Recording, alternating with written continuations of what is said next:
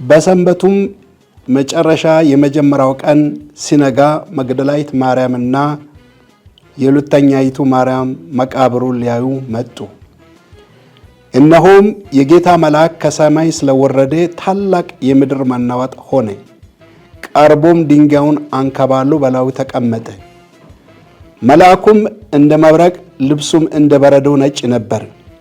ጠባቂዎችም እርሱን ከማፍራቱ የተነሳ ተናወጡ፣ እንደ ሞተም ሆኑ። መልአኩም መልሶ ሴቶቹን አላቸው፣ እናንተስ አትፍሩ፣ የተሰቀለውን ኢየሱስን እንድትሹ አውቃለሁና እንደተናገረ ተነስተዋልና።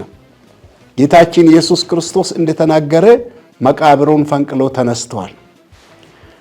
በኢትዮጵያና በተለያዩ የዓለም ሀገሮች የምትገኙ የኢትዮጵያ ሙሉ ወንጌል አማኞች ቤተክርስቲያን አገልጋዮችና ምእመናን እንዲሁም የጌታ ቅዱሳን በሙሉ እንኳን ለጌታችን ለኢየሱስ ክርስቶስ ትንሣኤ በዓል እንኳን አደረሳችሁ፣ እንኳን አደረሰን። የጌታችን የኢየሱስ ክርስቶስ ትንሣኤ በትንሣኤ ኃይል ሞት የተሸነፈበት፣ ኃጢአት የተሸነፈበት፣ ዲያብሎስ የተሸነፈበት ትንሣኤ ነው። ትንሣኤ ለቅዱሳን ድል ነው። ትንሣኤ ለእግዚአብሔር ቤተሰቦች ሁሉ ድል ነው። ጌታ ኢየሱስ ክርስቶስ በትንሣኤ ኃይል ሁሉን አሸንፈዋል። እግዚአብሔርን እጅግ አድርገን እናመሰግናለን። ስለዚህ የጌታችን የኢየሱስ ክርስቶስን ወንጌል ስናውጅ የጌታችን ኢየሱስ ክርስቶስ ትንሣኤ ነው። የጌታችን የኢየሱስ ክርስቶስ ትንሣኤ የወንጌላችን ማዕከልና እምብርት ነው።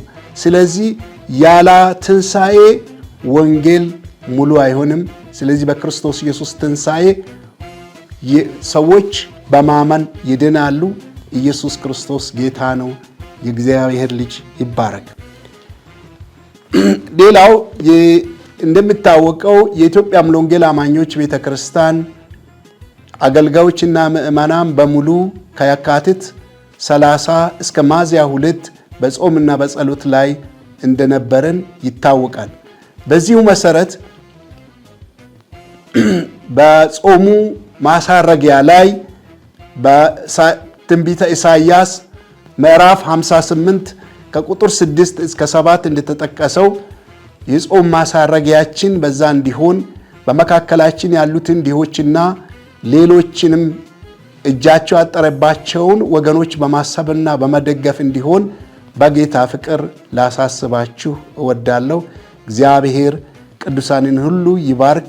እግዚአብሔር ሕዝባችንና ሀገራችንን ይባርክ። እግዚአብሔር ይባርካችሁ። መልካም የትንሣኤ በዓል